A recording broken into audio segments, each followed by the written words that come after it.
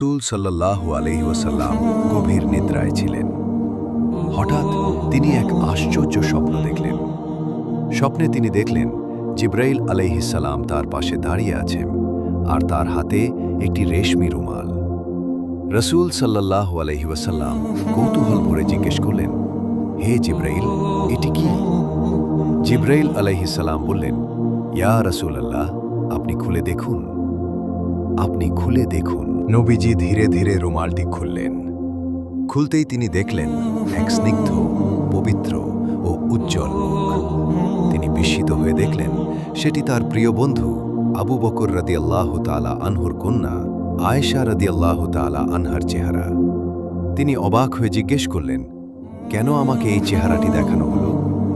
জিবরাইল আলাইহিস সালাম বললেন, তিনি দুনিয়া ও আখিরাতে আপনার স্ত্রী হবেন এবং আপনাকে ভালোবাসা ও শান্তি দেবেন। এরপর তিনি অদৃশ্য হয়ে গেলেন। রাসূল সাল্লাল্লাহু আলাইহি ওয়াসাল্লামের ঘুম ভেঙে গেল। তিনি চিন্তায় মগ্ন হয়ে পড়লেন। টানা ৩ রাত একই স্বপ্ন দেখার পর তিনি বুঝলেন এটি আল্লাহর পক্ষ থেকে একটি ইঙ্গিত। এরপর তিনি সিদ্ধান্ত নিলেন আবু বকর রাদিয়াল্লাহু তাআলা আনহুর সাথে কথা বলবেন। একদিন তিনি আবু বকরের ঘরে গেলেন। সেখানে তিনি দেখলেন ছোট্ট আয়েশা তার বান্ধবীদের সাথে খেলায় মগ্ন। নবীজি মুচকি হেসে তাকে জিজ্ঞেস করলেন, তোমার হাতে কি? আয়েশা বললেন, এটি আমার ঘোড়া। নবীজি হাসতে হাসতে বললেন, কিন্তু এর তো পাখা আছে। আয়েশা বললেন, আপনি কি জানেন না নবী সুলাইমান আলাইহিস সালামের ঘোড়ারও পাখা ছিল?